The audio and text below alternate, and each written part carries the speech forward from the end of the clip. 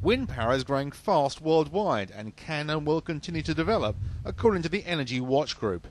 Their independent research has shown that rather than slowing down as previous forecasts suggest, there's been increasing growth year on year in wind power in the last decade, and it will be the dominant renewable energy source, potentially delivering half of all power by 2025. Key attributes of wind power will continue to drive growth. Wind is a very secure delivery. It is free, it's abundant, it never runs out, it has no emissions and no hazardous waste.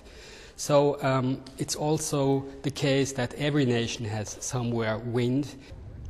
Governments now need to ensure that there are adequate frameworks in place to allow generation, access and storage of wind energy and drive the renewable sector forward.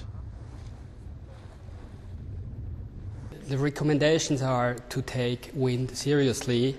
Wind needs a good grid and needs some storage. The grid of Europe is not sufficient now, and it needs a fast permission for new developments. But for consumers, it's of a very big advantage because wind is free, it doesn't cost, and the turbines get ever cheaper. So that it's a real bargain if you have a framework where wind power can expand. Contrary to forecasts predicting stagnation, the Energy Watch Group is showing consistent growth.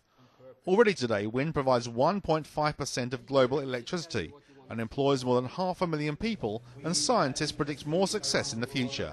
This power revolution requires a structural change to match it.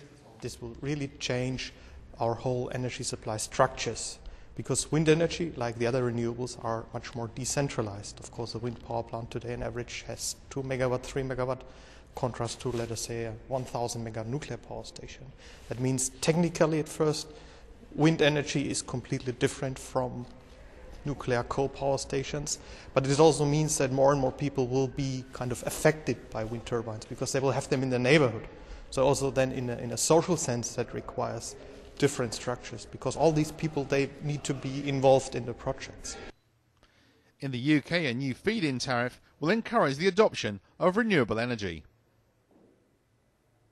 We just heard, and we feel very encouraged by that the UK will now introduce a feed-in tariff for what is called community power projects up to 5 megawatt. So it means that really there will be a broad social movements, because more and more people, like we have a look at Denmark, 200,000 families have invested in wind farms there. In Germany it's around the same number of people. Of course, Germany is a much bigger country, but you can imagine what that means if you have all around the world more people that are really shareholders of the energy supply system. And governments around the world will be encouraged to take wind power more seriously. We will go to the governments, of course, and tell them, look, this is what will happen, and you have to make sure that you have the right policies in place, because it will happen around the world and no country should be left behind. Scientists argue it is the answer to the global financial and energy crisis, providing a long-term solution and low-risk investment.